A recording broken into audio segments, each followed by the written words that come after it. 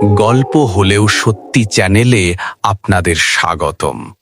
আপনারা শুনছেন সত্যিকারের এক ভয়ঙ্কর ভূতের ঘটনা।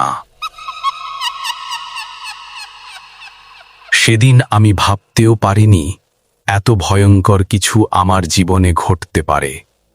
আমি তখন নতুন একটা মেসে উঠেছি, পুরনো ধাঁচের বাড়ি, লম্বা অন্ধকার করিডর। বাড়িওয়ালা ছিলেন রঘু কাকা, শান্ত নিরুত্তাপ মানুষ।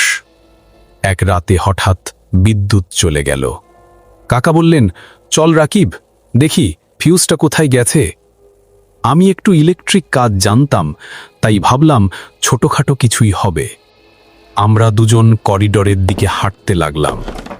বাল্বটা টিমটিম করছিল। ঠিক তখনই খেয়াল করলাম কাকার ছায়াটা যেন ঠিক তার মতো চলছে না। ছায়াটা নিজের মতো হাঁটছে উল্টো দিকে। আমার বুকের ভিতরটা ঠান্ডা হয়ে গেল, তবুও কিছু না বলে এগিয়ে গেলাম। 5 নম্বর ঘরের সামনে এসে দরজাটা ধীরে খুলে দিলাম। একটা ঠান্ডা বাতাস গাল বেয়ে গেল। আমি হাত বাড়িয়ে সুইচ টিপলাম। আলো জ্বলে উঠতেই আমি স্থির হয়ে গেলাম। ফ্যানের সঙ্গে ঝুলছে রঘু কাকার নিথর দেহ, গলায় শক্ত করে বাঁধা গামছা, চোখ উল্টে সাদা, জিভ বেরিয়ে আছে। ফ্যানটা ধীরে ধীরে ঘুরছে, দেহটাও হালকা দুলছে। আমার শরীর অবশ হয়ে গেল। ধীরে ধীরে এক পা করে পিছিয়ে আসছিলাম। হঠাৎ পেছন থেকে গলা এলো, কিরে রাকিব, এখন তো হালকা লাগছে। আমার শরীর জমে গেল বরফের মতো। ধীরে ঘুরে তাকালাম। করিডোরে দাঁড়িয়ে আছেন রঘু কাকা। তিনি হাসছেন, অথচ আমার চোখের সামনে ফ্যানের সঙ্গে তখনও তার নিথর দেহ ঝুলছে। আমি চিৎকার করতে চাইলাম, কিন্তু মুখ দিয়ে শব্দ বেরোলো না। শেষ মুহূর্তে কেবল শুনেছিলাম এক বিকৃত হাসি, যেন দাঁড়ানো কাকা আর ঝুলন্ত দেহ দুজনেই একসঙ্গে হাসছে। পরদিন সকালে চোখ খুলে দেখি আমি মেঝেতে অচেতন অবস্থায় পড়ে আছি। বন্ধুরা বলল, ঘরের ভেতরে ফ্যান থেকে সত্যি রঘু কাকার দেহ ঝুলছিল। পুলিশ এলো, সব লিখল, কিন্তু কেউ আমার কথা বিশ্বাস করেনি। কয়েকদিন পর শুনলাম কাকার স্ত্রীও মারা গেছেন কিডনির রোগে। সেই দিন থেকে আমি আর ওই মেসে যাইনি। তবে আজও যখন চোখ বন্ধ করি, মনে হয় ওই করিডোরের ছায়াটা তখনও আমার পেছনে হাঁটছে। পরবর্তী ঘটনা পেতে সাবস্ক্রাইব করুন। গল্প হলেও সত্যি। আমার নাম সৌমিক দত্ত। আমি থাকি হাওড়ার কাছাকাছি ডোমজুড়ে। আমরা কয়েকজন মিলে একটা ছোট ডিজিটাল সার্ভিস এজেন্সি চালাই, নাম পিক্সেল ড্রপ।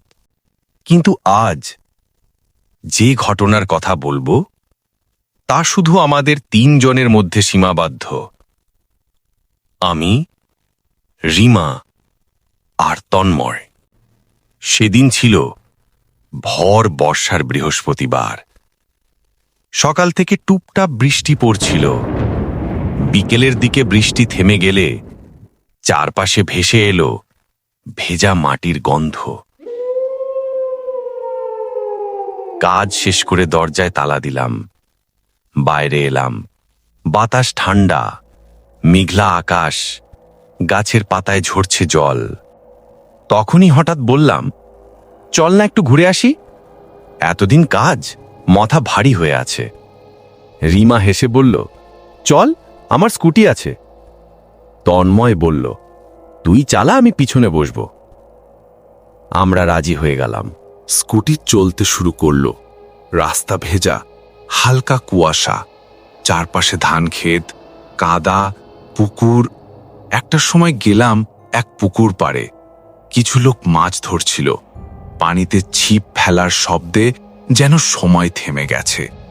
কিছুক্ষণ পর তন্ময় বলল, চল ভিতরের দিকে যাই, এই জায়গা তো প্রতিদিনই দেখি। আমি মাথা নেড়ে বললাম, চল দেখা যাক। রাস্তাটা সরু হয়ে এলো, চারপাশে নিস্তব্ধতা, পাশে একটা ছোট্ট মসজিদ, আর কিছু দূরে একটা পুরনো কবরস্থান। ঠিক তখনই নাকে এলো এক তীব্র পচা গন্ধ। আমি বললাম, এই গন্ধটা পাচ্ছিস? রিমা বলল, হ্যাঁ, খুব বাজে লাগছে।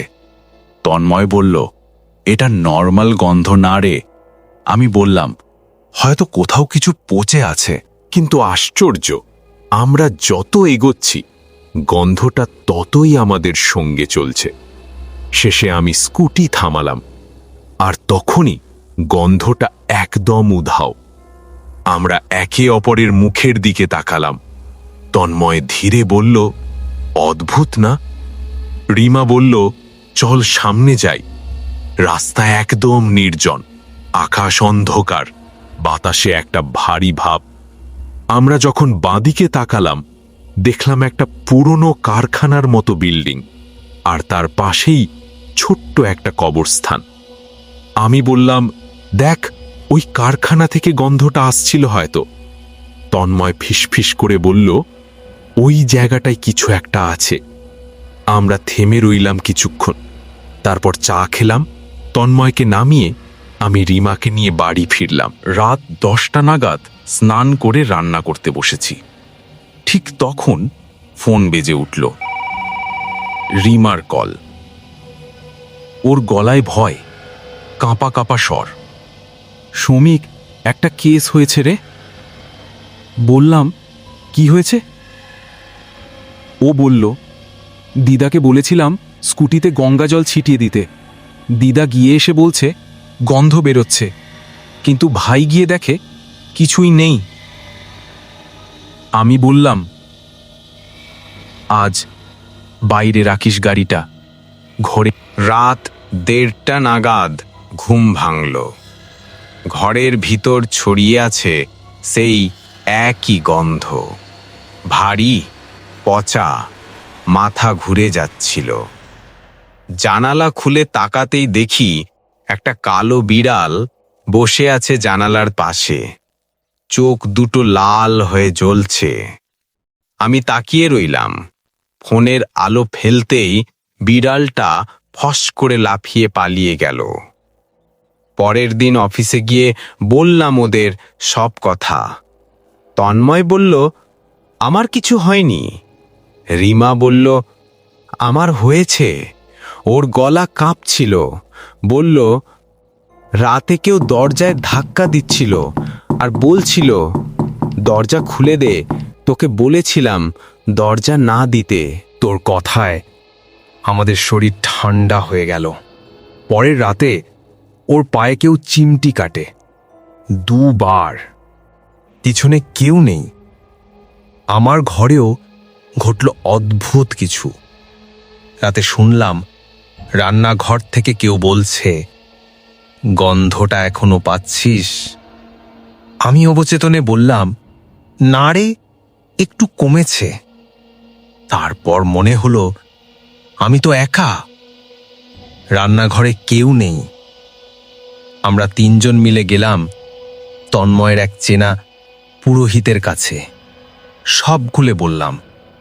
উনি শান্তভাবে বললেন, তোমরা যে পথ দিয়ে গিয়েছিলে সেখানে অশুভ প্রভাব থাকতে পারে, ভয় পেও না, আমি ব্যবস্থা করে দিচ্ছি। উনি ফুল আর গঙ্গা জল দিলেন, বললেন 7 দিন সঙ্গে রাখবে, রাতে পাশে রেখো। আমরা তাই করলাম। তারপর থেকেই সব কিছু থেমে গেল। গন্ধ নেই, আওয়াজ নেই, ছায়া নেই।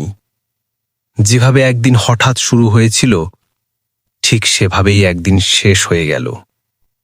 আজও যখন ভেজা মাটির গন্ধ পাই, মনে পড়ে যায় সেই বিকেলটা, যেদিন এক অচেনা পথ আমাদের জীবনের সবচেয়ে অদ্ভুত অভিজ্ঞতার দিকে নিয়ে গিয়েছিল।